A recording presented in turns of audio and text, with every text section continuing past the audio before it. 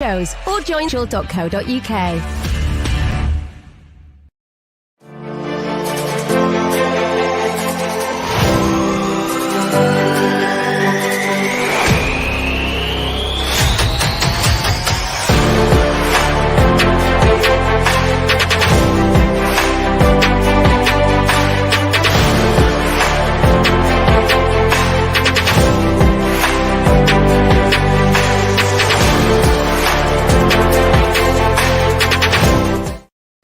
Hello, welcome back to Red Devils Talk, brought to you by the Football Masterclass. I am Haider, and I'm your host as ever today. I'm joined by Joe and Ciaran again. It's been a long time, boys. I think it's been about 3 weeks. We obviously need to do this more, but life has been taking precedent. And Joe, what we've seen really over the last, I would say, 5 games is a really poor set of results. It's understandable. We're near the end of the season. There isn't much to play for in the league. United have secured second, but it is a little bit of a concern, isn't it? You know, we're always one defeat away from the fan base having a meltdown, and unfortunately, that's what we're seeing at the moment. Yeah, well, it's interesting you say there United have secured second. I almost feel like second's been secured because of the inconsistency of the rest of the top 4 actually over the last 2 or 3 weeks. Top 4, you know, has been secured for a little while, and I suppose that was always the big thing. People talk about, is there a lot of difference between finishing 4th and 2nd? Probably not from a financial point of view, which we know is the most important thing to this club, but actually from a fan's point of view, you know, I think 2nd, it does look better than finishing 3rd or 4th and sort of only doing it by a couple of points. But yeah, I mean, the form's been a little bit worrying. It's almost as if, you know, they've got one eye on this final now. I feel, whether rightly or wrongly, I feel like some of these players are playing for the final, if you know what I mean. I feel like they're avoiding chances of getting injured. I think a great case in point was Fulham's equaliser the other day. If you look at the 50-50 between Luke Shaw and Fulham player who gets the ball wide, I think Luke Shaw there, if that's the final against Villarreal, I think you see him going a lot stronger there and make a tough challenge. I just think that's one small example. But the problem with playing like that leading up to a final is it's all well and good if you can drop your levels like that and raise them again. My concern is that they could get themselves into a bit of a lull here, that it might not be so easy to start the final with all guns blazing. It's a fantastic summary. It's a really good point, actually, about Luke Shaw and that 50-50. Yeah, we've seen Luke Shaw go into those ferociously all season, haven't we, Ciaran? We've seen him, well, he's been absolutely fantastic, especially on the back foot as well. We did say last season that, you know, one-on-one, he wasn't too brilliant. And going forward, he's been very, very progressive, very direct. He's been very, very good. Probably United's best player this season, I'd say, even above Bruno. The concern for me, Ciaran, is that, you know, I can take maybe 1 or 2 defeats here and there. You know, I can take the fact that if Ollie's rotated and it's a weaker side. The concern was that we had a really strong team out yesterday.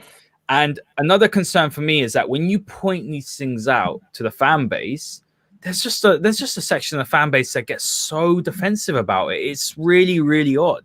You know, at the end of the day, and this comment here saying Maguire and McTominay out for the final, that is a shame about Maguire, actually. And I think we're seeing his importance more to do with the fact, and this might be a bit controversial, I'm not saying Maguire's a bad player. He definitely is our best centre-back. I think the concern is that Maguire, you know, we're not talking about Vidic here or Rio Ferdinand. We're talking about Harry Maguire. I think that's the concern. But going back to my point about when we point out about the form, you know, Kerwin's saying here, guys, I wouldn't stress too much about the form. I strongly disagree with this. You know, I really strongly disagree with this. And the reason why I say is because we're not talking about one game here. We're talking about, in our last 5 games, it's 3 defeats, 1 draw and 1 victory. My concern is that it's not really that the players look tired. It's not so much that I don't think it's about not having nothing to play for. I think it's about just being able to get through the gears, Ciaran. And I feel like there's a few players that look quite out of form, a few key players. I think that's a concern. So what are your thoughts on it? Because I think it's okay to say that there's one eye on the final, but you got to win your games. You got to play well. You got to build that fitness. You got to build that form up to a final. Villarreal are no slouch. We're going to do a podcast with Jamie Kemble. He's fantastic. He's a football writer. He'll be coming on Tuesday for the show, joining us. And he's a Villarreal fan, and he told me last time they're a very well-drilled side. We know that. Yeah, absolutely. It's something that you said earlier actually really reigns true. It's just the fact that I think fans are oblivious to be able to criticize the team.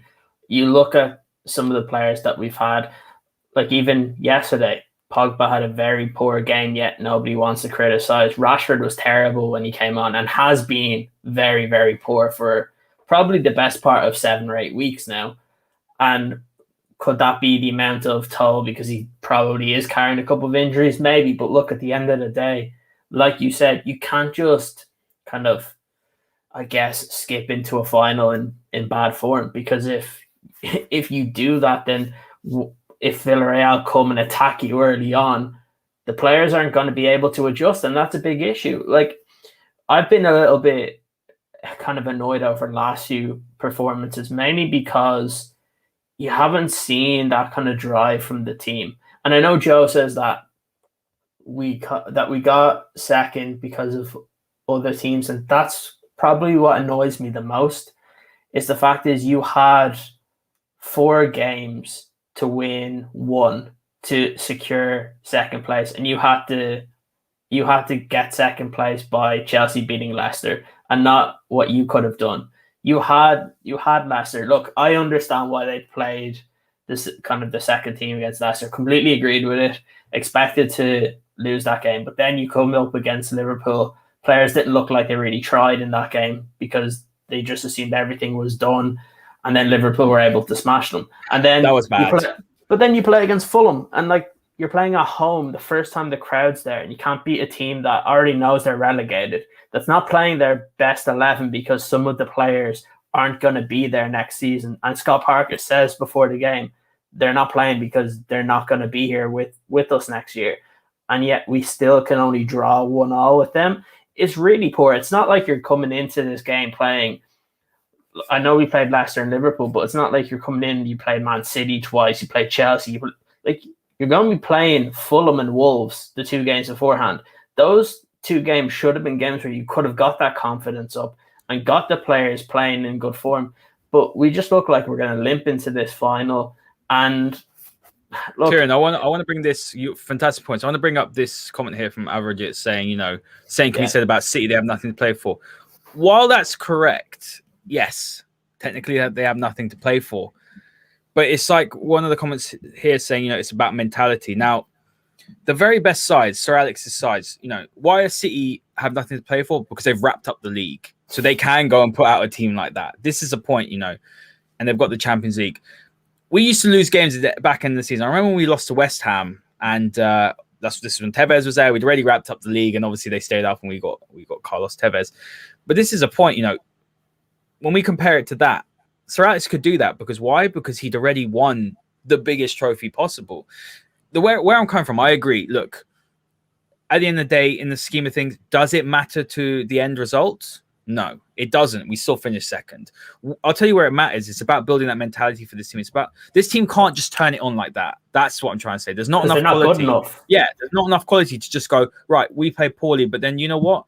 We know we're a world-class team. We know we can win titles. They're not like that. And this Villarreal side, I've been trying to tell a lot of people that I work obviously, my head office is in Dublin, where Ciaran is, and they're all United fans, really. The Liverpool fans, a couple of Glory Sport and Chelsea fans, but a lot of them are like, "Oh, we're going to win this so easily." This team cannot just rock up to a final, Ciaran, and just go bam.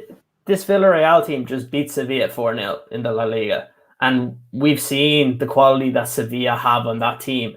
Like, Villarreal are one of the best drill teams in La Liga. If you go into that expecting you're going to win, it's going to be one of those games where the opposition is going to punch you in the mouth and see how are you going to be able to cope with it.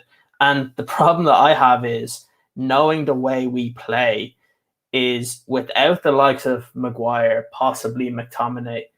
If Villarreal go up early, I don't see this as a game where it's that typical United away performance where you can come back, because, like I said, they're a really good drill team. There's a reason they're in the final. And the fact that United fans think we can just kind of stroll up and beat them in a final because maybe they haven't watched Villarreal over the last couple of seasons, they're kidding themselves. It's the same reason why people said, oh, we're definitely going to beat Sevilla last year, and then ended up losing to them. Like, at the end of the day, form is important when you're going into a final. It's different when, like you mentioned with Man City, yes, they have a Champions League final, but they achieved what they were setting out for in the Premier League. Up until yesterday, we hadn't achieved what we wanted, because before the game again from Chelsea and Leicester, we still hadn't gotten second. We didn't actually do that. So the fact that we weren't playing well actually was really poor. And the fact is, this is the first final we've been in since being back in the Europa League. Like, at the end of the day, you want to build on this and actually be a good team that you're going to be in kind of the Champions League. You're going to be fighting for Premier Leagues. I look at the team yesterday, I'm like, we are so far off. I don't know if you agree, Joe, but I just feel like, I know people keep saying we're 1 or 2 players away, but when I watched a team like that yesterday, I'm like, we're 5 or 6 players away from really competing with Man City. Mute. Joe, you're on mute. Joe, you're on mute. Just chatting away there as usual. But hey, I've done it for a while, so I've just brought it back. You're allowed one. No, I just on response to what Ciaran says, like you say, you watch this team sometimes, and you know they look like they're a lot further away than what a lot of people think. And I think Gary Neville mentioned it in the game yesterday.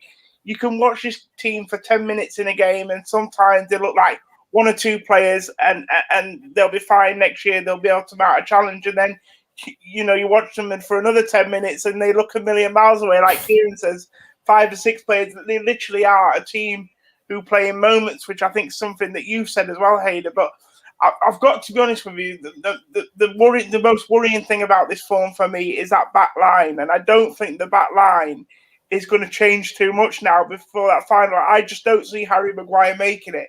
And the reason I find it a worry is because it's a bit of a cliche, but you hear people talk about it before in other situations. The back line, if they're not playing well, it can affect the other sort of areas of the pitch, so it can affect your attack in a weird sort of way, because, a team builds confidence from knowing that it's solid at the back and they have more of a freedom to play in the final third, if you know what I mean.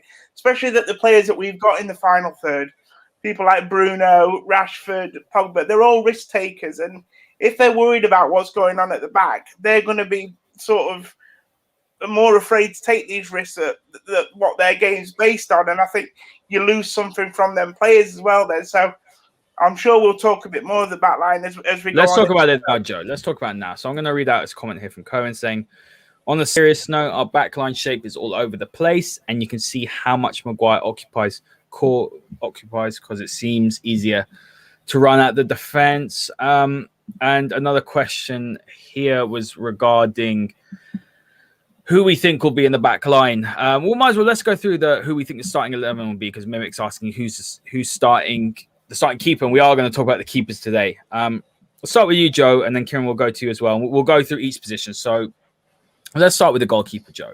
Now, you messaged myself and Ciaran yesterday when the team lineup came up, and you said, looks like Henderson's off. And obviously there was that Sky Sports report. Take what Sky say with a pinch of salt. However, I think it's very telling that Henderson didn't play yesterday. And I don't think that Ollie is sentimental enough, and I tweeted this, to play De Gea. It's his final Premier League game at, in the Premier League, at Old Trafford, etc., etc. That's not, Ole Gunnar Solskjaer is not sentimental. If there's something he's not, he won't play someone just because, he has legacy at the club. Now, Henderson against Liverpool, for me, it showed his deficiencies. Now, I've been saying a lot of the season, Ciaran, you know this, I've been saying it to you. We had this strong debate.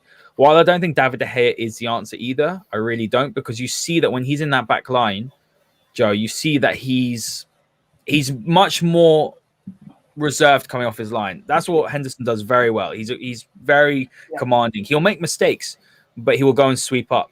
My issue with Henderson is that those mistakes he made against Liverpool, I know it's one game, but they were bad mistakes for a goalkeeper. His positioning was poor. He was parrying the ball into the danger area as a goalkeeper. The first thing you're taught is if a shot comes in, parry it to the sides. Don't parry it into the danger area. 2 goals were scored from that. Could have been 3. Positioning for Salah's goal was really bad.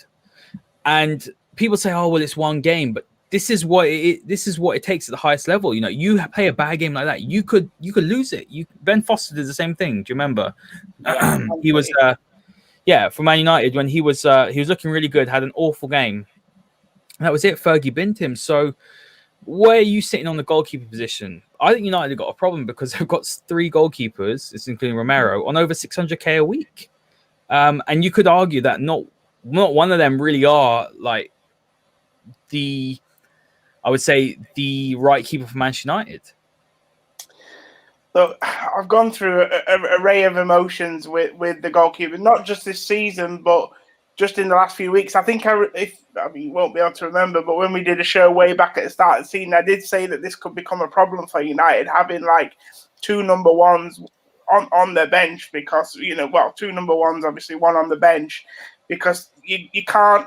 I always think it's a position you can't keep flip-flopping with. And just to clarify, I sort of messaged in the group after I saw the news about Henderson, obviously maybe attracting. It wasn't so much that he'd been left out of the team, because let's be honest, Solskjaer has rotated goalkeepers quite a lot this season. It feels like rotated goalkeepers more than other teams probably, and I wasn't so much surprised that Dave played that game. It was more that the news came out, because obviously on Twitter, if people look at Twitter, you hear a lot of stories about interest in Dave, and that it looks like Dave might be the keeper to be sold. But in terms of mainstream media, for Sky Sports, like you say, take it with a pinch of salt.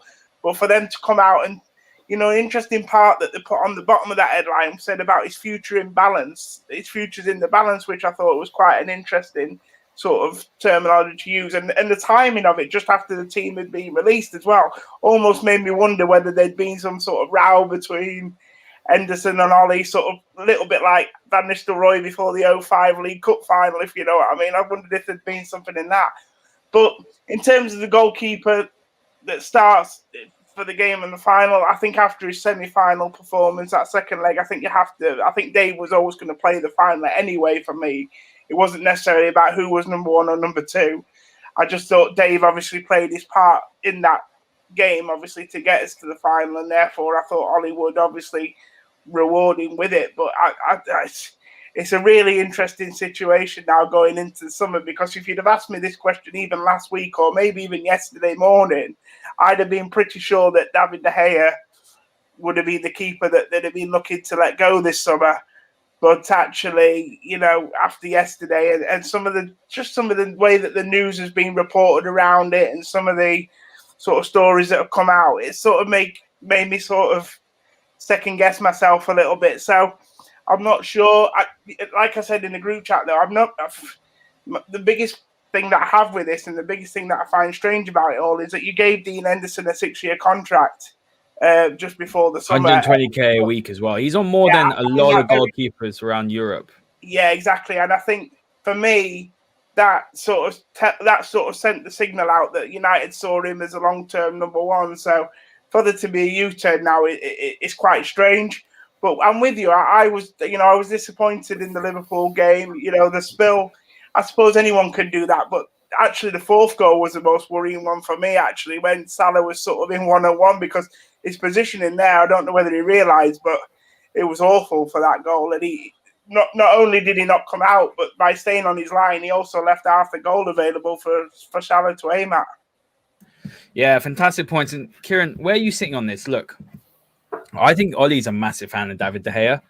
Since Ollie's come in, I feel like he's had a lot of trust in David. And if it wasn't for David go back to Spain, obviously his daughter was born. If it wasn't for that, I don't think Henderson would have got his opportunity, because I don't think we talk about Ollie, and I said he's not sentimental. I don't think he's sentimental. I also think he's risk averse. We've seen this with his selections. For example, we as fans all want to go and see Ahmad play regularly. Oh, well, this game, the 4-0 up against, was it Getafe or whoever it was, Espanyol, one of the two. We want to see Ahmad, we want to see the kids. Ollie's not going to do that. He's first priority as a manager will be to get the result, whatever, which means he'll pick the players that he thinks will do the job. And that's one of the reasons why, he hasn't rotated as much as people would like. I understand that. Look, he's got to try and win football matches. And if he doesn't think that someone like Axel, someone like Van der Beek, someone like Brandon Williams, for example, is good enough to do that, Telles, then I understand that. I don't always agree with his decisions, but I understand it. And you look at the goalkeeping position, I feel like United gave Henderson the big contract because they didn't want to lose him because they look at him as the future. But my question was always, is that future, for him, Henderson, it's not now. It's a year or two away.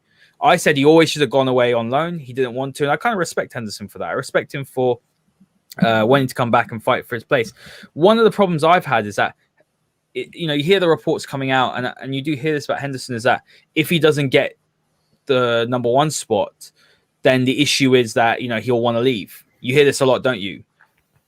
You got to play and you've got to perform to earn that spot. You can't just demand it.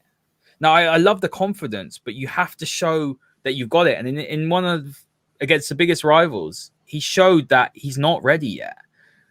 But, and look, I've completely grilled Henderson here, and I'm going to say, but United have to be smart here. If you've given him like Joe said, 120 grand a week contract, and you've told him that you've given him game time this season, then you've got to stick with him now. You can't go back to De Gea, even though I think De Gea is a better shot stopper, the better goalkeeper, better with his feet. There's a comment here, Mimic saying, Henderson will challenge in the air on corners and free kicks. Where have we seen United conceding a lot of goals? Could be a deciding factor with no Maguire. I think that's a really good comment, Mimic. I think that's a really, really good comment. I do agree with that. It's just difficult, isn't it? Because if De Gea had Henderson's commanding skills, and if Henderson had De Gea's reflexes and saving ability, you'd have a great keeper. But it's a really difficult position. Where are you sitting on this? Because I know you are very much Henderson. But I feel like the tide's turning a little bit. I don't think De Gea is finished. We've seen with his performances against Roma, he's still a really good goalkeeper. Maybe he needed that time out of the team to, get himself sorted and ready to take that spot again. Yeah, this was a tricky one because I think this is the one situation where I can say Ollie's actually mismanaged the two goalkeepers, because when you decide to bring in Henderson and you've played him in a lot of the big games, and yeah, he was terrible against Liverpool, but he was excellent against Spurs when we played against them, got all the plaudits there. But when you have one bad game to then take a goalkeeper out, especially when that's a young goalkeeper, it doesn't do them any good, because a lot of goalkeepers do play based on confidence. And you saw that even last year with De Gea. Like, he was making mistake after mistake after mistake. And it's the reason why United fans were calling to get Henderson back. So it's a weird one, because I still don't particularly believe that if you go and sell Henderson, that we don't go and see 2019 David De Gea back again. Because do we see the De Gea now? Because one, he doesn't have to play as much, so he's more rest. Two, without having somebody kind of vying for his spot, does his concentration dip again? And that's one thing that I always have to think of. And at the end, and then the other thing that comes to my mind is, are Manchester United ready to win the league this year or next year, the season after? I don't believe so. And do I think David De Gea can be a goalkeeper past those 2 seasons? I personally don't. I understand that he's an excellent shot stopper. You see it all the time. But there's still so many flaws to his game that people don't. They basically blame the defense and they never blame the goalkeeper. Can I ask you a question, Ciaran? Yeah. Can I ask you a question? So David Gea is what, 31? And goalkeepers peak late, don't they? Let's be honest. Yeah, but David De Gea started playing for. Yeah, that was my question. Much earlier. Do you think that he's going to decline quickly? I know it's a really difficult. You know when Paulie says, "Oh, they hit 30 and they decline." He's got that right once, hasn't he, with Thiago? I think there's more issues with Thiago rather than decline. I just don't think he suits Liverpool's system, but that's a conversation for another time, and maybe we can invite Paulie back on for that. But no, it's more to do with David De Gea. Is there a worry though, Ciaran, that you sell De Gea and he goes and wins the Champions League somewhere? Because he's still very capable of doing that. Yes, there's flaws to the other sides of his game, but when it comes to pure shot stopping, there isn't anyone better on his day. Yeah, I guess the only other thing that I think of is when you're thinking of selling these two goalkeepers, you sell David De Gea and okay, he might go to a PSG and win the Champions League, but PSG aren't going to be one of your direct rivals. If you're selling Henderson, you're probably selling him into the Premier League, who is going to be a direct rival. You've given him a 6-year contract, so you basically said, this kid is our future. So the way that they're handling this is actually really, really bad because you're number one. Okay, David De Gea has improved from last season, but now you're putting even more kind of cloud onto what's actually happening at the goalkeeping position. That we're not actually seeing the best from either goalkeeper. Like I look at David De Gea, and while we look at the shot stopping because it's one of Dean Henderson's kind of weaker points that we've seen over the last couple of weeks, there's still plenty of times that you see crosses coming in the box and David De Gea is just standing on his line when he could easily come out and command the ball and it's a safe catch. So the problem is that both goalkeepers, I don't know if it's because they're not playing consistently that it actually doesn't help, and it doesn't help the defense either because the defense have to get used to a different goalkeeper all the time. So I'm at the point of where you actually just have to stick with one. So like even though Henderson had a bad game against Liverpool, if you think he's going to be the future, you have to just stick with him. I understand it now because they're in a Europa League final they want to win. If they want to play De Gea, that's fine. You have to. I think you have to play De Gea in Europa, but I wouldn't have rested. If Henderson's your number one, he should have played yesterday. He plays against Wolves, then De Gea plays the final because that's what you've done. And if De Gea is going, but this is a problem now, Ciaran, because is De Gea going? We don't know if De Gea is going or not because Henderson dropped the hanger last week, and now he's, in my opinion, Henderson got dropped. That's what I think. Yeah, I can kind of see that, but then I do look back in the last couple of games, and while I think the situation just went for it. The fact that De Gea played against Leicester, Henderson plays against Liverpool, De Gea plays against Fulham, then Henderson's going to play against Wolves. That's not how you get success at the goalkeeping position. You have to play someone for a larger period of time. And this does come down to who do the clubs see as their long-term solution? Is it that they're going to stick with De Gea? If that's the case, you have to let Dean Henderson go. And okay, if you sell him, then you just have to put in a buyback option in it. So you do that. So then when De Gea does go, you just bring Henderson back. Or what you have to do is you have to end up selling David De Gea. Maybe you're playing him in these games, showing off some of his ability to try and get something for him if you're planning on using Henderson. But I think this is the biggest thing that I think Ollie has mismanaged this year, because you had to make a decision at some point of the season. You had an easy option where you could have just kept it with De Gea for a long period of time. But the minute you switch to Henderson and you play him in 6 or 7 consecutive games, just because he has one game, you can't just take him out. Because we've seen in the past couple of seasons, David De Gea have an absolutely terrible game. And Romero didn't do anything wrong, and yet Romero doesn't get brought in. So, look, if David De Gea was, I don't know, like Joe Smith, right? And that was his name, right? And was that done on purpose because it's just an average English? But what I'm saying is, let's go back to last season, and if his name is Joe Smith, right? And he makes some of those mistakes, he's not playing for Manchester United, because those mistakes cost them from getting into a final or winning a game. But the fact is, because David De Gea has all the experience, has that cachet, and because he's been so successful, when he makes mistakes, it's not as a big deal because credit in the bank, because he's got credit in the bank already. The problem is when you bring in a young goalkeeper like Henderson and then you take him out, you're not actually giving him the chance to earn the trust and earn the credit. And now you're turning people against a young goalkeeper that, look, there's a reason Gary Neville keeps saying the Manchester United goalkeeper is the hardest position to play in football, because it is. There's a lot of pressure there. So I always go back to is United actually have to figure out what's their long-term plan. If their long-term plan is to play with Henderson in goal, then you actually have to take some of the knocks and some of the bruises that he might have early on. Like, you look at De Gea's first year, he was terrible. Like, he was awful that first year. And imagine if we just decided, we're not gonna continue with De Gea. We're gonna let him sit on the bench and we'll sell him. Then what would happen is we wouldn't have had all those brilliant years with De Gea, but that's not what Ferguson did. I know Joe's going to come in after, but just like one quick question before he comes in. Do you not think, though, that when you look at David De Gea, I know it's the sexy Spanish name, whatever, but he came with such a high reputation. You knew that with David De Gea, okay, wasn't strong, not strong on the high ball, but you knew that there was a keeper in there, shot stopper, etc. with Henderson, has he shown anything apart from last year? Has he shown anything close to what you know David De Gea could be? Well, I have to compare their first year, and when you look at David De Gea's first year in the Premier League, it was bad, and there's no way going about it. I remember us talking about this before, and I went back and started watching some of those games. He was very bad. He didn't command his area. The defenders were deeper because of David De Gea, because they didn't trust him for coming out. So he had a bad season, but Ferguson, he used his backup in times that David De Gea's confidence was really low.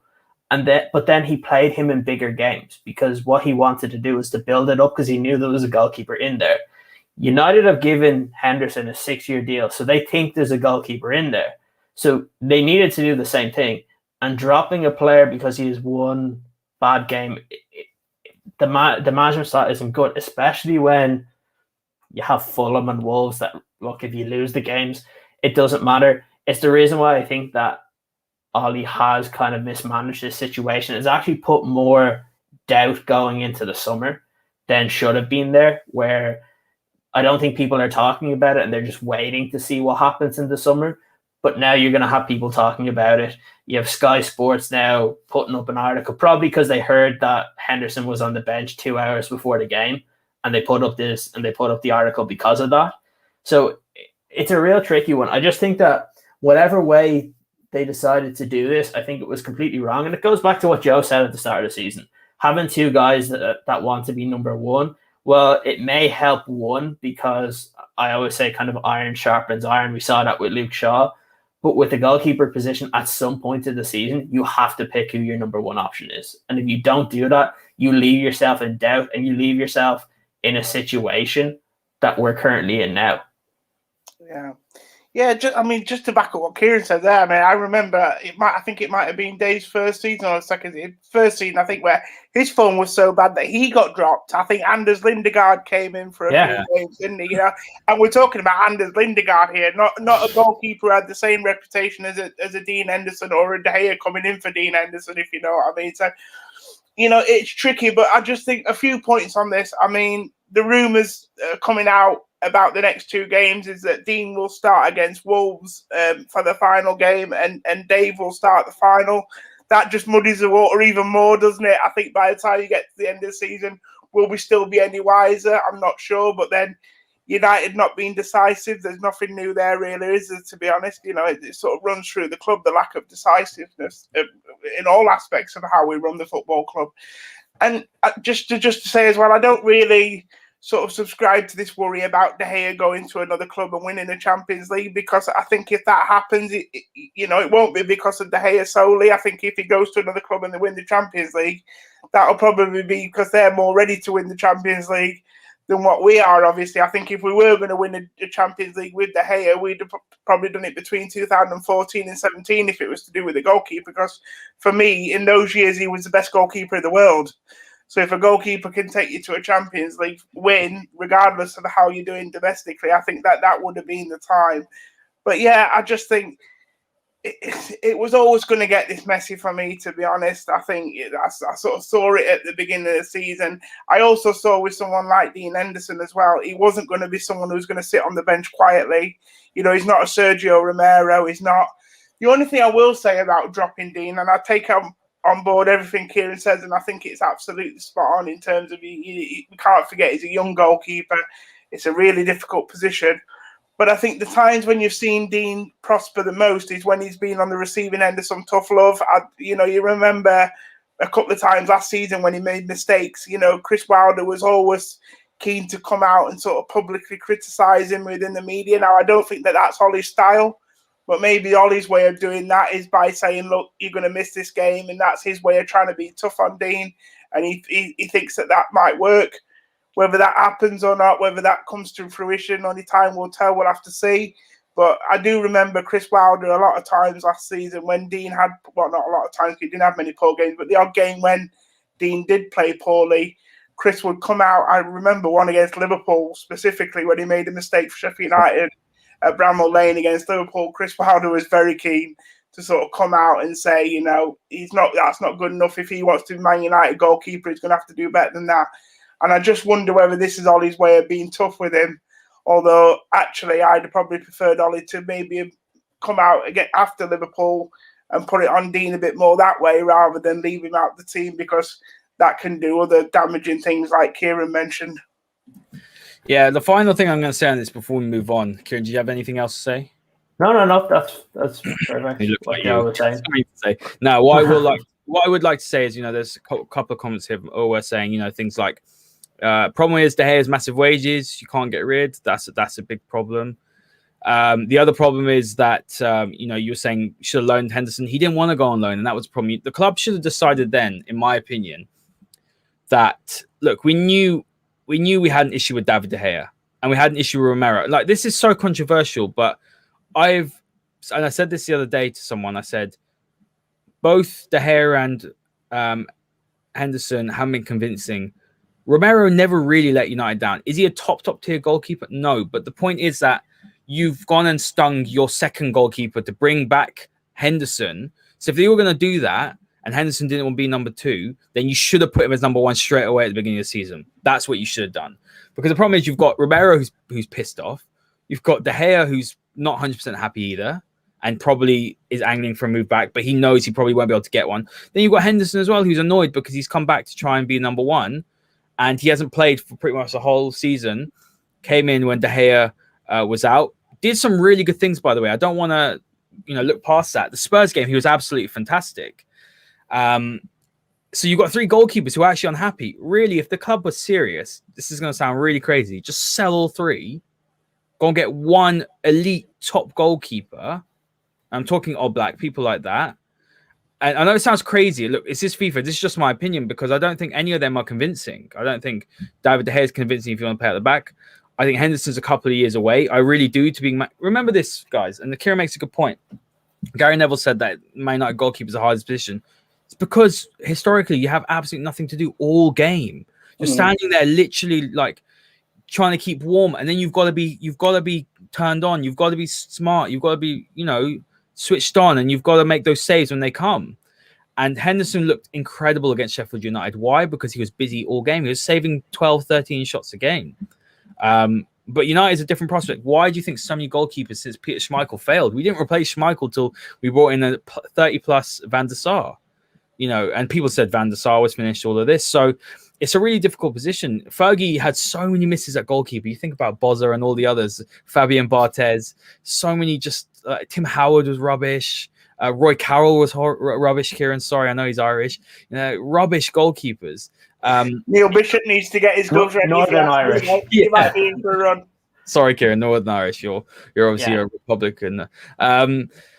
So, you know, all these sort of things. It's a really difficult position. I think Ollie has to stick to the original plan. You've given Henderson a 120k a week deal, so you make him number 1. Am I convinced by him? Not by a long shot. I'm really not. But you can't go into next season with both of these keepers still at the club. One has to go. If you said to me, if it wasn't the whole 120k thing hanging over, you know, I guess the club's head, I would have said keep De Gea, sell Henderson, put a buyback clause. Bring him back. He'll come back if you put a buyback clause in. But he needs to go and play regularly. Whether that means he goes, I'm just saying, for example, to a Spurs or somewhere like that. United need a calming presence. And there are comments here saying that United's defense is a factor as to why the goalkeepers have struggled as well. Absolutely. That defense isn't good enough. And I do want to touch on Axel, actually, guys. Before we're going to talk about Axel, we'll touch on Cavani because I think we have to talk about him. Can I just say something quickly? Hey, yeah. Sorry, I just want to say on the goalkeeper situation, the other concern I have a little bit as well is, can this cause divisions within the squad as well? That is something else that I would consider. I've got a funny feeling. I reckon the squad's down the middle on this as well. Just as much as we're debating it here and we're caught between two stools, I would imagine there's some players in that team who, especially when you look at defence, would prefer to probably have De Gea behind them. And there'll be some that prefer to see Henderson in the team. So that's the other thing going forward. If you don't deal with this summer, you know, will it become a problem for the rest of the squad as well? We talk about the harmony in this squad and how well they all seem to be getting on. I think that's been a major part in where they've gone under Ollie so far. I think that's one of the things he's managed to do. He's managed to garner a good sort of spirit within the team, within the squad. But something like this, if it becomes more and more of a problem, because like I said, someone like Dean Henderson is not going to shy away if he's not going to be playing.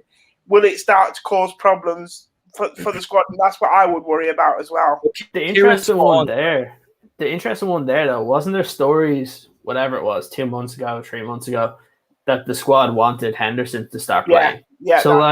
So that makes me think that maybe it's the opposite in the fact that they see something, look, in training, because they're training the whole time. So, like, it goes to what you were saying, Joe, is like, especially the defense. Look, the midfield and the attack, I don't think have to worry about it as much. But the defense wants someone that they feel more comfortable with. And if they feel like one goalkeeper masks some of their deficiencies, they would prefer to see that goalkeeper come in.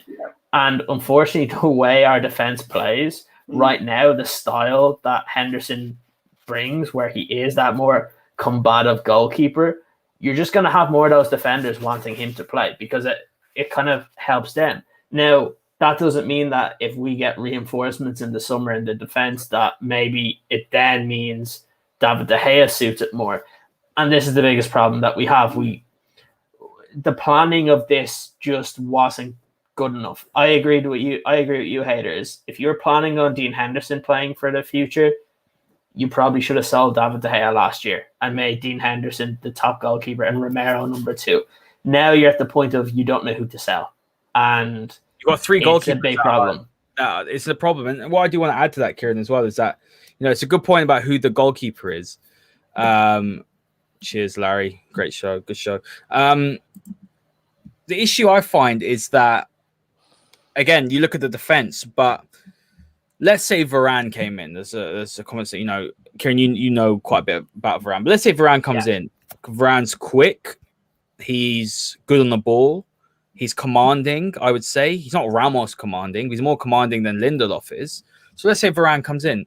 Is there a need for a goalkeeper to be rushing off his line like Henderson does? There isn't a need. So, but that's my point. Is the way I see it is, and it's the reason why I don't particularly want De Gea to get sold, because I have a fairly kind of in my gut. I think that Varane is the centre back signing this year. Now, like we've kind of heard the stories, and I've kind of told you guys before that Varane rejected the last contract offer, and basically this week Madrid are treating it as his last week with Real Madrid. Now things obviously can change, because the same thing happened with Ramos a couple of years ago, where it was basically done that he was leaving, and then a last minute contract offer got it done.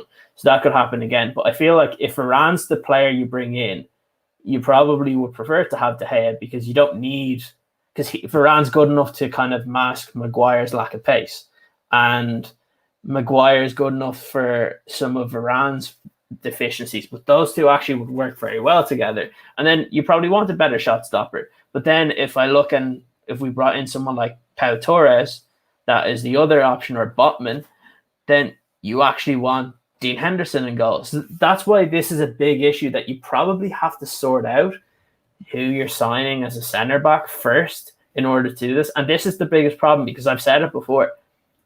United, if they want Varane, probably aren't going to be able to get him until August, because Madrid are going to keep trying to re-sign him all the way until after the Euros, because they don't have to force to sell him now. Because whether they sell him in June or whether they sell him in August is the same deal for them, because it doesn't really matter. And if they wait long enough, they might get more teams, and that's what they want.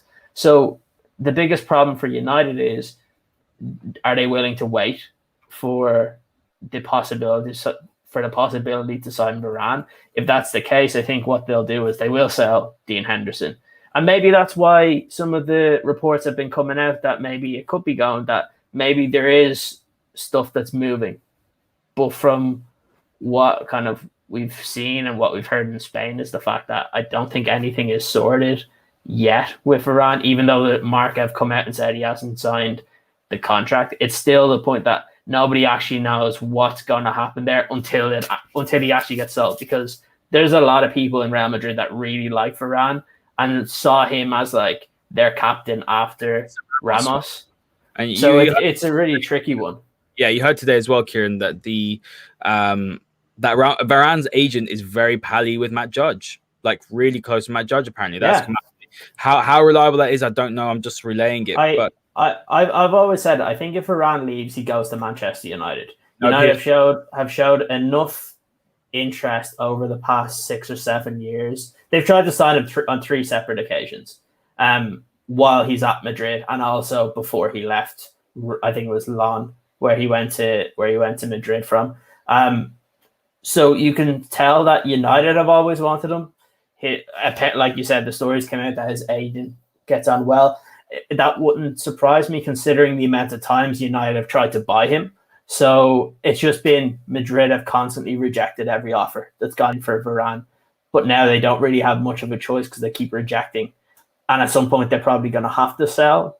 But it'll be interesting to see what happens because there's rumors that Ramos might actually be staying after all. So it's a really weird one. But like I said, I don't expect any movement on any of that until at least after the Euros. And I know there's all those reports of United wanting to get their deals done before the Euros, which I just can't see. I find this really strange, to be honest, from Real Madrid's point of view, Haider, that, if the rumours are to be believed that they're very close to securing Ramos's contract, but not Varane's, and I just think that doesn't, as much as Ramos is a legend of the club, he's been a fantastic centre-back, one of the best in the world for years, don't get me wrong, but you're looking to build for the future. You get Varane tied down, surely, don't you? And then if you can keep Ramos alongside it, that's great. But for me, if one's got to go in that situation, it has to be Ramos if you're looking towards the future because, Varane is, Varane's ready. He's there for Real Madrid. He knows the club. He knows the pressure. He knows what it is to wear the shirt. Yes, he's younger than Ramos, but he can take that mantle on now. The other thing that I would say in regard to all this, and I think it was in one of the comments there as well, another factor that could come in during the summer is that Zidane may leave. I think Zidane's gone. Yeah, he's going. And that's an interesting factor because I think a lot of people would assume that maybe the best chances of Varane staying is something like a French manager like Zidane. But I think by all accounts, Ciaran might know more. I don't think their relationship is great, to be fair. So maybe if another manager comes in, could that play a part in whether he signs a new contract? So I'm with Ciaran. I think this one could run for a little bit yet because, if they get someone like an Allegri, Allegri who's been linked with Real Madrid, someone like him, I would imagine would want to keep a Varane at Real Madrid, definitely. Yeah, I think the problem. So what happens? I think the problem with it, Joe, is just the fact that this is the one and probably only time Varane's going to be able to get that big money move. And his agent is obviously going to push for it because his agent will get more money based on that. So it all depends because, look, what is he now? I think, 28 or 29? So he's in that kind of stage of the career where, like, it's realistically your last big chance to move. So the fact that they just keep rejecting it. I think they've rejected something in the past 12 months, 6 different contract offers. So Madrid definitely want to keep him, but he just doesn't want to accept an offer. And the difference is Madrid aren't willing to let him go into that last year. So, and look, the one thing is the fact that Marca are saying a lot of this, like that's usually the spokesperson for Real Madrid. Yeah. So it's look, I think also with the fact that Alaba has joined, they're probably just leaning towards wanting to play in the faster style, like quick on the feet. And Varane's good because he's tough, he's strong, he's athletic, and it's exactly what United want. But it's something that I think Madrid are trying to revamp the entire squad. And look, it's one of those. It's a weird situation because, like you said, you would think that by Zidane's, if he was staying, that you would think Varane would stay, but they don't get on. So it's a really, really interesting one. I think what will happen is either he signs a contract with Madrid late August or he moves to United for probably 60 million euros. I know right now there's like reports that they only wanted to spend like 35 or 40, which is accurate. Because there's no team that have actually come in that have given them Madrid anything they would accept right now. But the fact is, I think with Madrid, it's just one of those that I think they're going to be forced into it if he doesn't accept an offer, because the last thing they need is to get into September and he doesn't accept it, because then once it hits January, anybody can sign him. Yeah. The thing is, guys, we'll wrap up on this topic because we've got 10 minutes left. What I will say is that United will look at the Varane, sort of with, sort of excitement, weren't they? Let's be honest. Edward has wanted to sign for so long. I know Edward was leaving, but he was a player that he really wanted to bring to Man United. And that should dictate who plays at goalkeeper. But I just don't think the club look at things like that deeply, really. I don't know what the club are going to do. I'll be honest with you. I don't know what they're going to do with the goalkeeping position. We've got so many more issues. We've got issues in midfield, defense, right wing, striker, possibly. But yeah, the goalkeeper shouldn't be one that we should have had a problem with at the beginning of the season. We're like, well, we're fine. We've got David De Gea or we've got Dean Henderson in the future. It's a problem right now, and it looks like Heaton's coming in as well. Yeah. So what's going on? That's 5 keepers. You still got old Granddaddy Grant, haven't you? So you may as well just get Johnston while you're at it. Get all the old boys back. Together. Get Kushak out of retirement. Get that Joe Smith in who Ciaran was on about. He sounds like he's a good keeper. Class player. Fills all the goals. Put it that way. Fills all the goals, but you can't get anything past him. So we're going to move on, boys, and we'll touch on Cavani really quickly, like a minute each. What a player. Absolutely fantastic player. Joe, I'll come to you first. Proper old school number 9. The sort of number 9 United have been looking for since Robin van Persie. Let's be completely honest. Lukaku failed to make the grade. Martial's shown it for 2 seasons or so. Just what a brilliant goal in front of the Stretford end. It was absolutely poetic.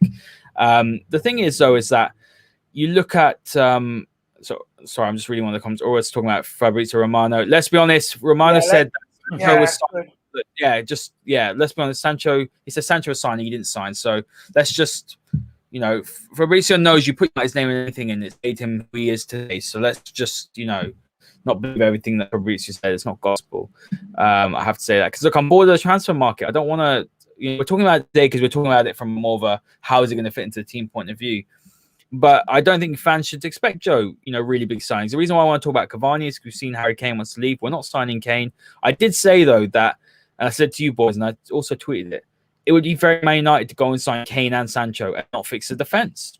That would be very, and especially after the season we've had with the Glazers. But talking about Cavani, because I don't think Kane's going to come. If you manage him correctly, like Ollie has, you've got to give him credit. He is some player, isn't he? One of the best strikers that we've seen of his generation in Europe. And you only wonder, if you sign him younger, but can he be relied upon next season? Let's say you bring in Sancho, with the rest of our options, Mason's looking good. He's developing really well. Can he be relied upon? And would you be saying, okay, give Martial another season before you address it? And it looks like United, Ciaran, you'll probably agree with this. Looks like United are going all for Haaland in a year's time for next season when they can exercise his option, because I think that's what the club want to do. Joe, I'm looking at you. Well, if United are going to progress next season, if they're going to get more points, if they're going to be closer to City, if they're even going to mount a title challenge right up until the final days, it won't be because of Cavani, because he's not going to be able to play all those games. So you touched on it in the question, Haider. It's how cleverly Solskjaer can use him next season. It's going to be key because if you remember over the winter when he had that 3-game ban and sort of he had a bit of an injury as well, that sort of coincided with our title sort of challenge fading away as well. So I think in there lies the answer. If it was Cavani of 5 years ago, I think he's proven that he's good at this level in this league. He would have been the type of striker that could have took a team that was close to winning a title to a title. Now it's going to be difficult for him, but with him playing a good percentage of the games and someone like Mason continuing his development as a number 9, if Martial has one of his good seasons, then you're talking about a real strike force. That you're talking about 3 really quality strikers, aren't you? And therefore, you would hope to be closer. You bring in someone like a Sancho that will hopefully improve creativity for these guys as well, so they get more opportunities, and especially in those tighter games when you don't create that many big chances. That'll be the difference when you can bring in a creator like Sancho and when you've got a finisher like Cavani. But yeah, it won't be, he's been fantastic for us, and I think it'll be great to have him for another year. I'm delighted he's signed, but I don't think on his own at his age he can take this club closer to Man City. It will just be how he can play his part like he has this season, and it being up to now a successful season, I think he will start the Europa League final. I think he's actually guaranteed to do that. So, I would drop Rashford. I'd play Mason on the right. He doesn't. Yeah, well, and he's been injured for nearly 3, 4, 5 months. The only thing, I'm a little bit like you with Harry Kane, Haider, but the only thing I will say on that, and I'm not quite, the only thing that it's always in the back of my mind is that I feel like something is already in place for Harry Kane. I feel like it's very strange that it's got to this point now where he's saying that he wants to leave. I wonder whether something is on the table for him. And like I said in the group chat the other day, I'm really sort of torn about it because he's a player that I'm not really bothered about us signing. But at the same time, I would hate to see him in a Man City shirt or a Chelsea. They'll win the league. They'll win the league. They'll literally. They'll win the league forever, mate, if they get Harry Kane. Yeah, and that is a concept. But at the same time, I look at him, 28, sort of injury record, not great. He's missed a lot of games over the last 2 or 3 years. Is that the kind of player we want to be signing? No, probably not. But you just know what happens if he goes somewhere else. So, look, I don't know. But you would hope that the signing of Cavani to his extension means that United are going to put their resources and their finances into other areas of the pitch that, for me, need it more than the number 9 position right now. Ciaran, I'll bring you on quickly because we've got to wrap up soon. We'll talk about the season ticket holders as well after. But when you look at United's defensive record, we do need to score more goals, no doubt about it. But really, do United really need to actually fix the back end of the pitch? Because we've conceded, 43 goals now, I believe, in the league. That is really bad. That's nearing the 7th, 8th best defense in the league. Yes, we need more goals. Harry Kane would be great. Cavani, if managed properly next season, can do it. I honestly don't see Martial having as bad a season as he had this season. He's not the long-term choice. Ciaran, I know you're laughing. I don't really think he's the solution either, but there's no way he can be this bad. If he is, then I'll be very, very disappointed because he's got so much talent. We know this. But the thing is, at the end of the day, is that, looking at what the club could do in terms of bringing players in, really, if United tighten up at the back, they win a title on the season. Think about it. If they don't concede the stupid goals they concede, they're there or thereabouts with City. Yeah, and that's the problem. They're not. United aren't the team yet. We have some quality attacking players that on their day could get into any side in world football.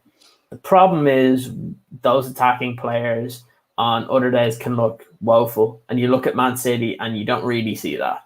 Or if Man City do look bad, their defense is so strong that you don't expect them to concede. And that's the difference. Like I've said it for a while that if United really want to push forward, like for next season, the 3 positions they have to go for: centre back, defensive mid, and right wing. Because if you get in quality players at those positions, getting in a player like Sancho can help players like Martial, Greenwood, Cavani, because you take some of that pressure off because you have somebody else that's that good with you. The defensive mid, you need to get a proper one in so that you don't have to play 2 players in that position and it frees up even more space. And then you need another centre half because, look, we've seen what happens when Maguire is gone.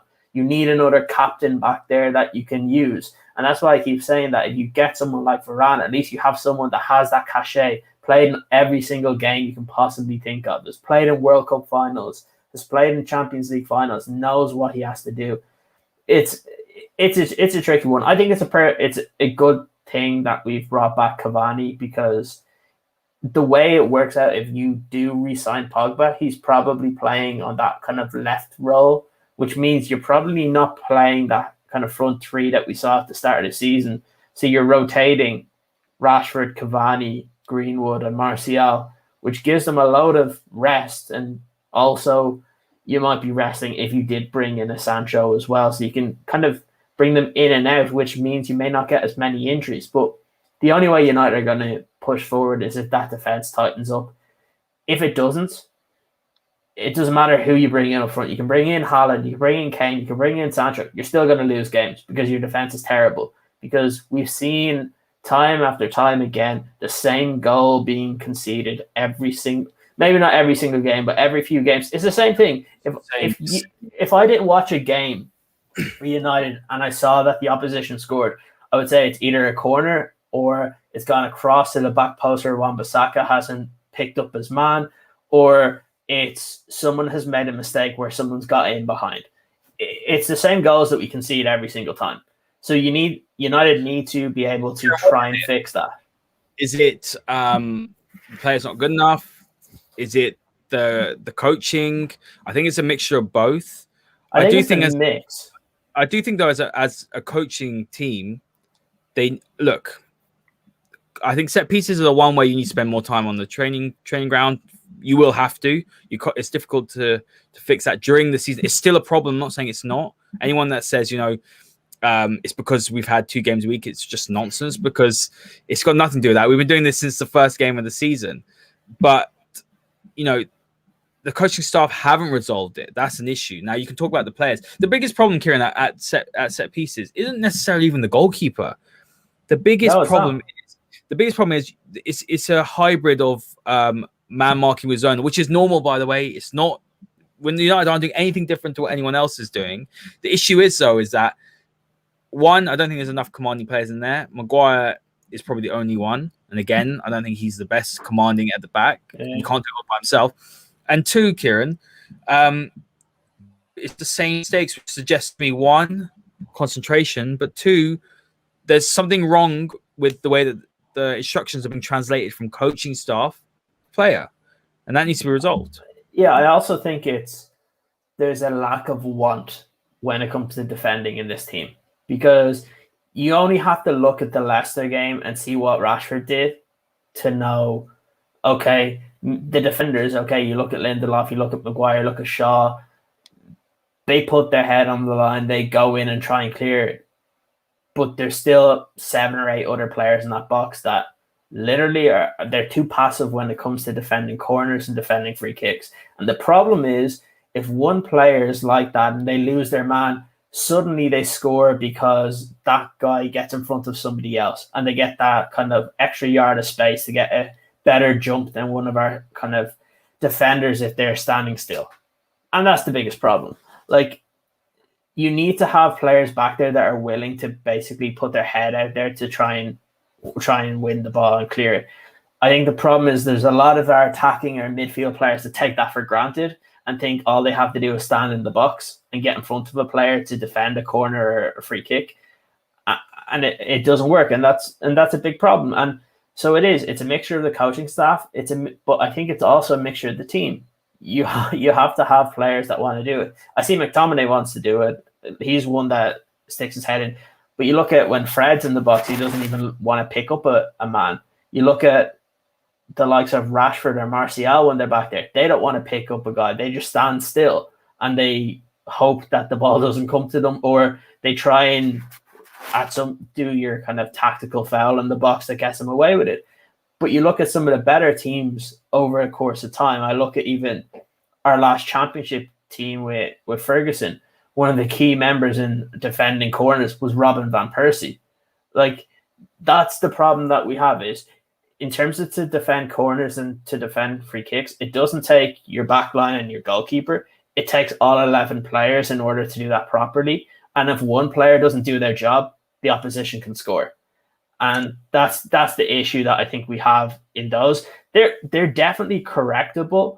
The fact that they haven't been corrected, the management team need to figure out, is this something that we're doing wrong, or is this something that the players aren't actually doing properly? They're not kind of doing the instructions that we ask them. Because like I said, a manager can only do so much. A coach can only do so much. If the player doesn't go out and do what they're told, like, what can they do? And if they're a key performer in the attacking area, you can't just drop them. So, like, it's a problem that it's just gonna, until the team kind of changes, I don't think we're gonna see much change in how they defend corners or free kicks, unfortunately. And that's why you need to have a more commanding player in defense that maybe Lindelof's not there, or another commanding player in the defensive mid, so that you don't have Fred in the box for those key moments. So it's tough. Like, think about it. If you brought in Haaland, you have another player that's really tough in the box. You watch him at Dortmund. He's one of the guys that goes back there, and he's constantly clearing from corners.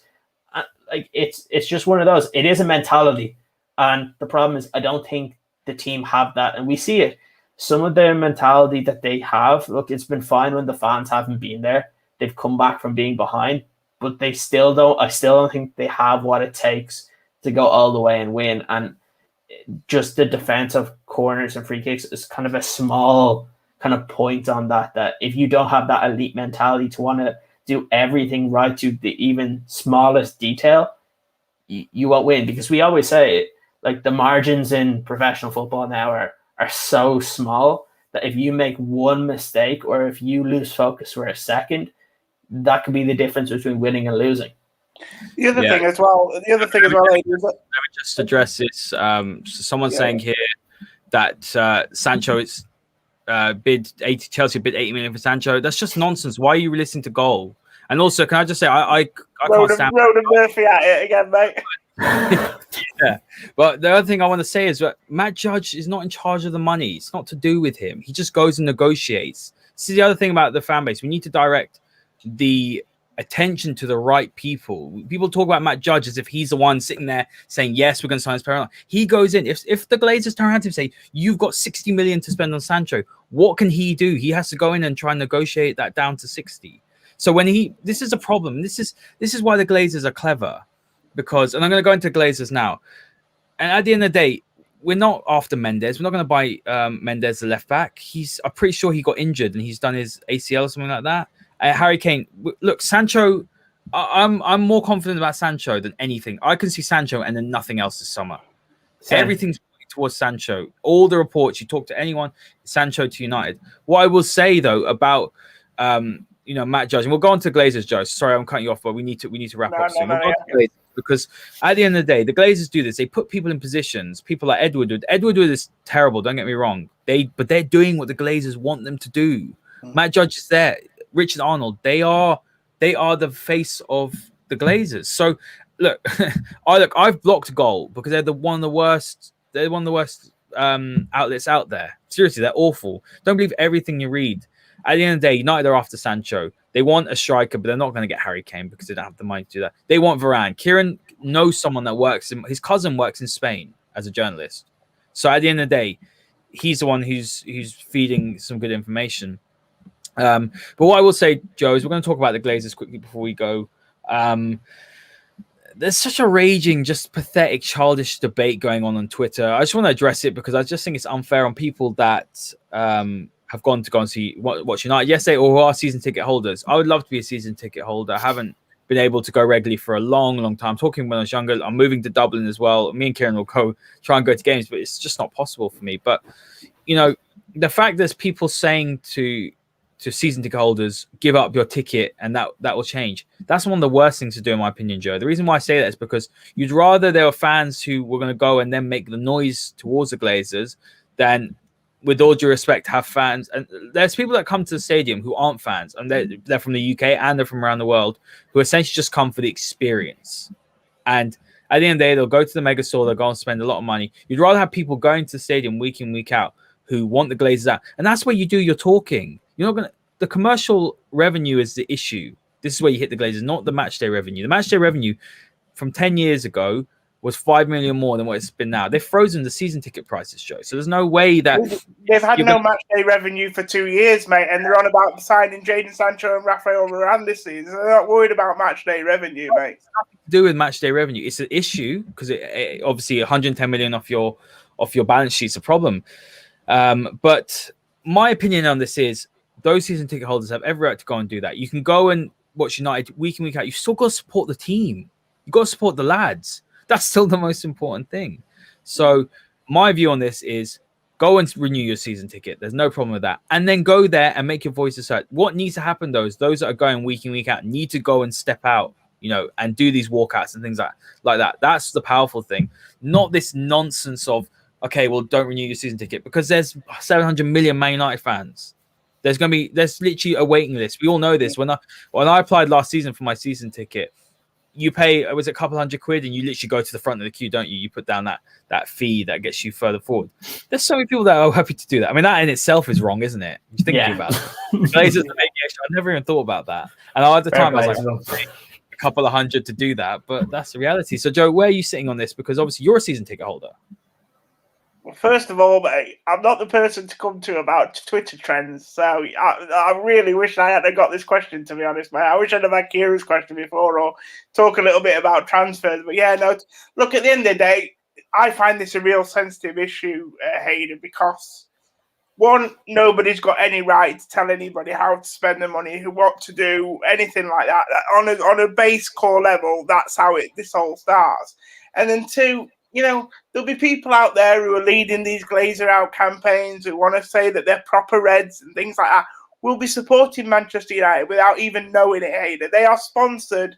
They have got so many corporate deals with so many different businesses that are umbrellas to other businesses that we're not even aware of, anything like that, and you are putting money in their pocket, okay? I know there's some obvious ones out there, and people are doing this thing at the moment where they're going on the website and adding things to their baskets and removing it. I don't know how it all works, but there's some big companies that we're all aware of that sponsor United. Of course there are.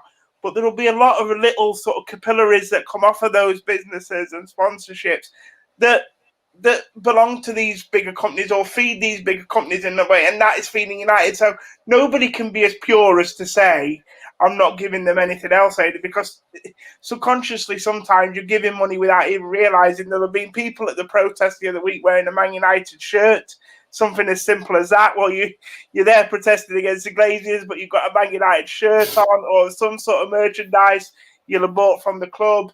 It's just a really, really tricky situation. And if you're trying to be pure and say, oh, yeah, I'm not going to give a penny more, you have to be very, very careful, because this club has got its fingers in a lot of pies and is involved with a lot of people. So I think it's very difficult to do that. In terms of season tickets, look, again, the other issue I have with it is that for a lot of people, Haider, and we've talked about mental health, both yourself and me, and have done shows, football is a massive part of people's life, and it's very difficult to tell them, you know, you can't do this on a Saturday, you can't go to games, you can't do this, you can't do that. For a lot of people, they would be nowhere without football. There's a lot of people struggled in the last couple of years not being able to go to football, and that's been an issue in itself and will continue to be now, you know, moving forward. So I have an issue with it from that point of view as well. You know, I wouldn't give my season ticket up, because I think of the wider issue like yourself is I'm there to support the boys. When I go to a game, I'm not thinking that I'm putting money in the Glazers' back pocket. I'm thinking I'm supporting the lads. I'm hopefully playing my part in helping them get there. And I'm with you. I think actual protests that are visible on the TV are much more powerful. I think the 2010 green and gold that they did, that was inside the stadium and outside the stadium before games. And like you say, things like walkouts as well, that can be effective. But I think the balance was nice at the weekend, because we saw that wonderful roar, didn't we, when the players come out to warm up and the first goal went in. The atmosphere was unbelievable. I was welling up. I can't lie. I found that really emotional to hear the proper crowd again. But at the same time, we did see a lot of green and gold. We saw the scarf chucked onto Luke Shaw. We saw the people holding the banners up, the Go banners. So I thought there was actually a nice blend at the weekend. So if we get back to full capacity and we can do that again, where we're getting behind the team first and foremost, but we're also sending a message out as well, like you, I think that's the way forward. Agreed. Ciaran, I'm going to let you have the last word on this. The way you hit them as the sponsors, and United fans have never done this the way they're doing it now. They're doing it absolutely relentlessly, and they have to keep on doing that. It's just this, it's very silly, isn't it? Because I know how bad the Glazers are, but we're still a football club, and these lads still need our support. They do need our support, and whether we like it or not, I'm not blaming the fans because they had to do what they did. But what's happened with the protests has 100% had an impact on preparations, had an impact on the team. It has, no doubt about it. I think the players will very much be on the fans' side. That's just my opinion. I think, they know the situation. People like Paul Pogba knows that what the Glazers are like. Of course they do. They know this. They're not idiots. But unfortunately, this is what I say about we need to be united against the Glazers. We need, if we want any change, that's what needs to happen. The fact that the matter is, We can't even spend a week together without people now attacking season ticket holders. It's ridiculous. It's absolutely ridiculous. And unfortunately, you're just not going to be able to get the Glazers out with that sort of attitude. Yeah, it's crazy. I think it's funny as well when I do look at all these people saying attack the sponsors. And like Joe said, that most people would probably be buying merchandise that some of the United sponsors have. Wearing an Adidas t-shirt, that's what they're doing. It's not even, it's like simple stuff. Like, for example, how many people that are complaining about the sponsors have probably bought a Cadbury's chocolate bar over the past 2 weeks? Like, they're one of Man United sponsors. Like, there's so many other small things that people don't realize because it's not branded across their jerseys or branded in the stadium. But that doesn't mean they don't pay. And look, if you stop one sponsor, there's always going to be companies that want to be associated with Manchester United. You're not going to be able to stop every company. The whole thing about people attacking season ticket holders is completely wrong, because season ticket holders are kind of the life breath of the football club. You go in there, and the whole point of it is, I remember when I was younger and I used to go over every single week, and it's about seeing the same people in the stadium. It's about knowing who's sitting where. At such a big club, it's really difficult to have that. And for anybody to attack them because they want to spend their money on watching their favorite team, at the end of the day, we can all be united against the Glazers. And I don't care about I want these protests to continue where they stop the Glazers. But then once the football starts, I want to just support my team.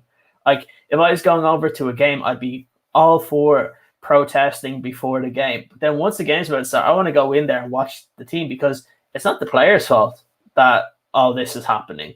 You need to support them. And nobody should have to even feel pressure to have to give up season tickets when it takes a lot to get those season tickets. You pay a lot of money to do that. Like you said, you have to pay money to get on the list to go and to pay for these season tickets. It's not easy. And at the end of the day, like Joe said, football for a lot of people is an escape. And it's very, very important. We're seeing it this year more than any, how important it is to look after your mental health, because it's so critical. And for anybody to criticize someone for wanting to go see their favorite team play, and that spends a lot of their money on watching their team. A lot of these people go away to every single country that United go and play. Like, I just think it's crazy for anybody to actually think that they can, I guess, pressurize someone into not play or into not paying for that. So I think it's a ridiculous task that people are trying to do. Hate the Glazers all you want, and you should, because everybody associated the club should hate them. But don't take it out on other fans. Like, they're supposed to be on the same team. Like, that's why I don't get, and that's why we've always said before that a lot of the protests that United have done previous, we talked about 2010 when the scarf was thrown onto the pitch and David Beckham wore it and all that. It doesn't work because the fan base can't stay united.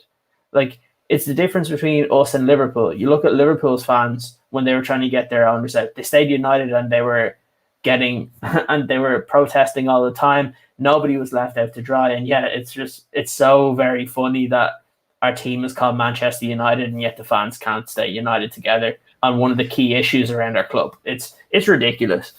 Hey, can I just say quickly, well, we should have probably said at the top of the show when we were talking about United's current form, we probably can't be a fan who is Glazer out, but also complain about one win in 5, can we? You know, because thinking about it there, I just thought about it as you asked the question to Ciaran. You know, there's no doubt about it. Those 2 games there's 4 games in 8 days. 7 days. You know, look, that played a part in our form as well. That Leicester team was a team that's never played together. You know, that team against Leicester never played together. 2 days later, they were playing against Liverpool. Look, I'm not saying that I regret that because I'm Glazers out and I want this to change, but I think fan bases can't be you can't have your cake and eat it. You know, we got that game against Liverpool postponed, and probably rightly so, but we were always going to have to swallow the consequences as a part of that. And I think that's, as much as it's worrying going into this Europa League final, we do have to take that into consideration. I think the schedule that we were given to us as a result of these protests. 100%. Guys, we're going to wrap up. Last word on this, I will say, is that aim the, sort of, I don't want to say abuse, but aim the focus on the Glazers. And that's what I will say. Stop turning on each other. It's not a time to talk about Ollie in and Ollie out. You can criticize Ollie, and he's got things wrong. You can praise him. It's just really not the time. If you want to get the Glazers out, or you want to see some form of change, you have to focus it on the right people. Bob from Manchester, who lives 2 minutes outside the stadium, renewing his season ticket isn't the enemy. Focus on the right. And unfortunately, it's just what Twitter's like, isn't it? But guys, look, we've seen Ollie out trending over Glazers out after the Liverpool defeat. I think that's really sad, to be honest. Happened yesterday, mate, after Fulham. Like, I've got my view on Ollie. Do I, well, we all have, go into it. But to start having Ollie out is just embarrassing. But guys, look, thank you very much for joining me as always. We will be back next week. We'll be doing a preview with Jamie Kemble, who is a football writer, and that'll be for the Villarreal game. And then we'll possibly do a show after the game. We'll have a discussion about that, and we will let you guys, all the great listeners, know. Make sure you check out the Masterclass on Sunday. Myself and Rob are doing a season review, so that'll be around 8 o'clock on Sunday. So make sure you join with that. We'll be a lot of statistics. We'll be going through some of the key stuff. Guys, thanks for joining me, and we'll see you all next time. This podcast is part of the Sports Social Podcast Network.